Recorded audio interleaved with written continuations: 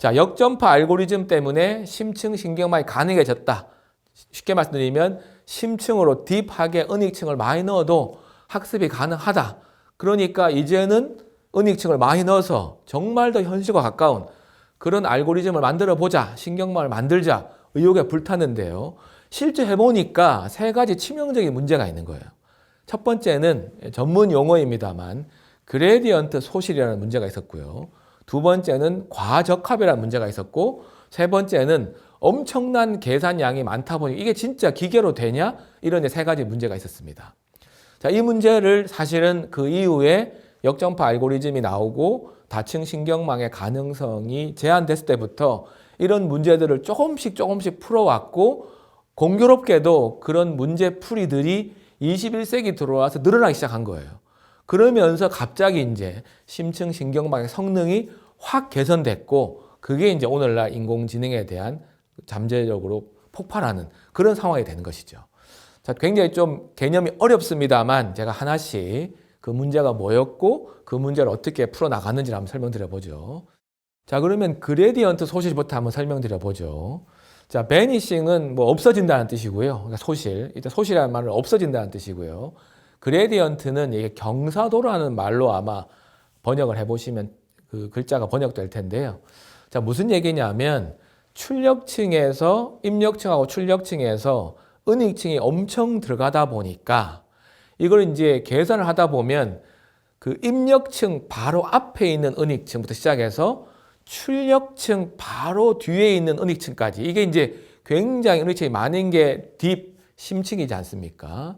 근데 이거를 학습을 시키다 보니까 문제는 은익층의 중에서도 입력층 근처에 있는 은익층은 나중에 계속 학습을 하다 보면 앞에 파라메타 개수값이 거의 0이 된다는 거예요.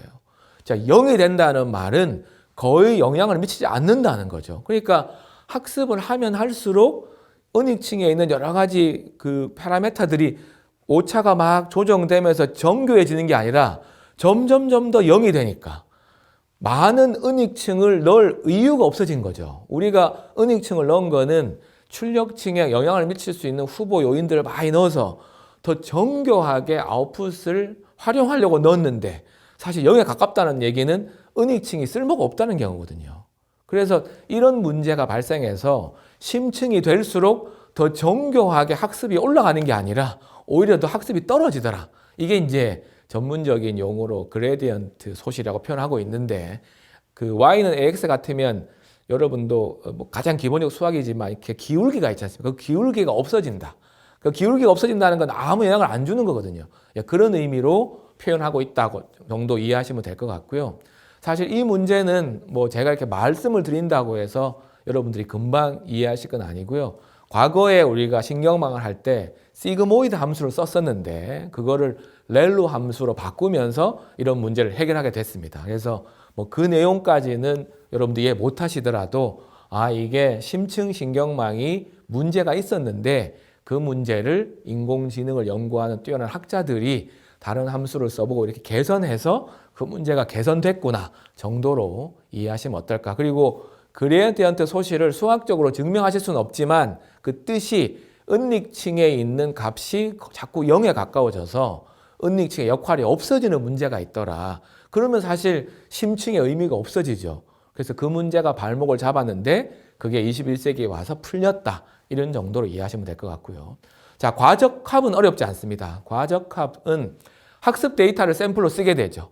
실제 데이터를 다 못 넣기 때문에 그 중에 학습 데이터 일부를 쓰는데, 이 학습 데이터가 편향돼 있으면요, 아무리 학습을 시켜도 나중에 이상한 신경망이 될 수 있어요. 그러니까 학습 데이터가 편향되지 않도록 해야 되겠죠. 그러려면 학습 데이터를 많이 쓰면 됩니다. 근데 많이 쓰려면 데이터가 일단 많아야 되고, 두 번째는 뒤에 나오는 계산량하고도 관계되는 거죠.